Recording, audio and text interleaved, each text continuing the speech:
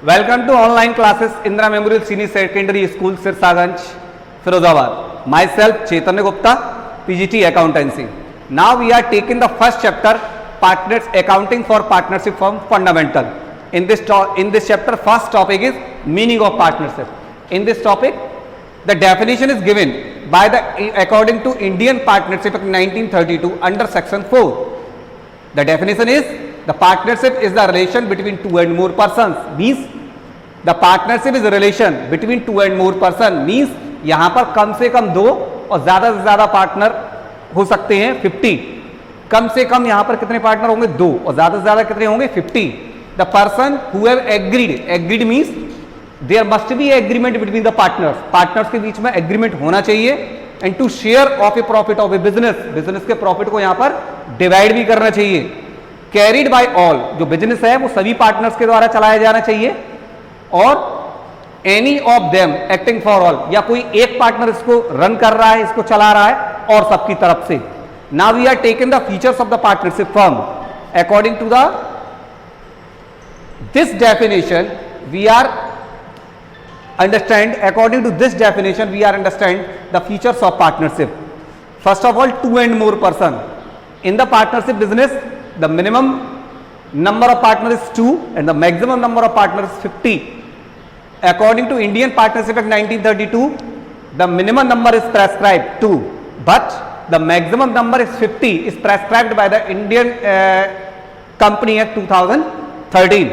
Now the second heading is agreement. Agreement must be oral or written between the partner, but if any person, अगर कोई person ऐसा है, minor person अगर कोई है, तो वो एग्रीमेंट को साइन नहीं कर सकता.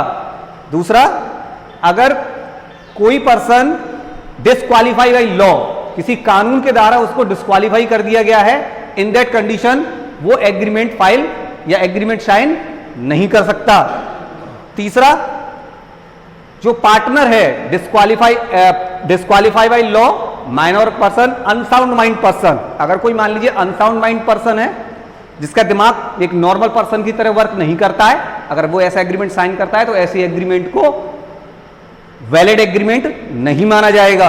आगे, existing of business, the business must be lawful means legal. Business कैसा होना चाहिए?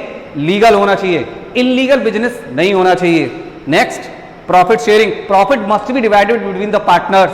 प्रॉफिट जो है वो पार्टनर्स के बीच में डिस्ट्रीब्यूट होना चाहिए in the agreed ratio, and the agreed ratio given in the agreement between the partner. It may be oral और रिटन.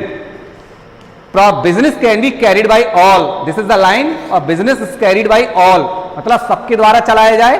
और any of them acting for all, या किसी एक के द्वारा सबकी तरफ से. Means the partner has the both capacity as a principal or the agent according to the this heading. And now we are taking the next heading is partnership deed. What is the means of partnership deed? Partnership deed means, in simple word you can say the partnership is the written document between the partners is called partnership deed. Partners के बीच में अगर written document होगा उसको partnership deed कहेंगे. लेकिन अगर oral agreement होगा that is not called partnership deed. It is only a agreement. If the agreement in the written form is called partnership deed. A specific definition is given.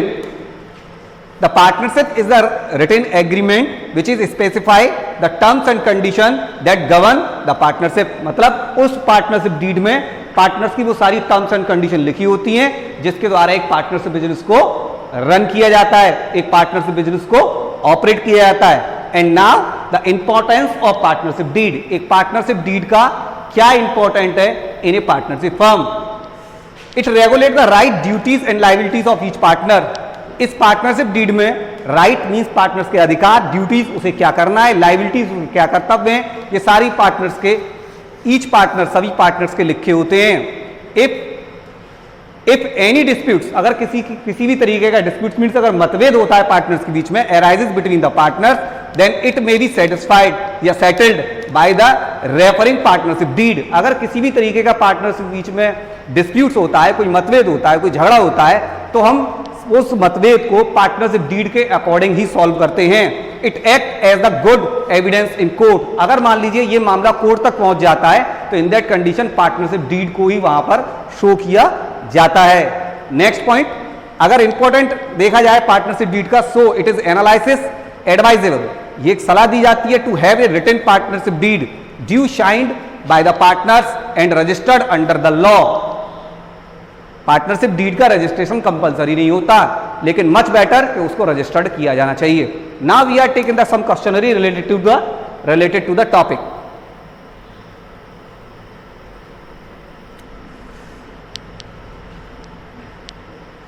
मेरे बोलने से पहले आप अपने दिमाग में इस बात को सोचेंगे कि इसका आंसर क्या है, क्योंकि इसी से रिलेटेड है। At least persons are necessary for framing the partnership. Persons at least, I hope you are understand 2. Yes, right answer 2.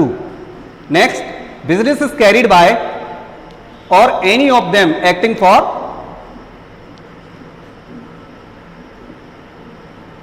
all and all. Next, business to be carried or by the partner must be, yes, I think legal. And now the short question is, very short answer question is, what is the means of partnership? What is the means of partnership? You are give the definition of partnership.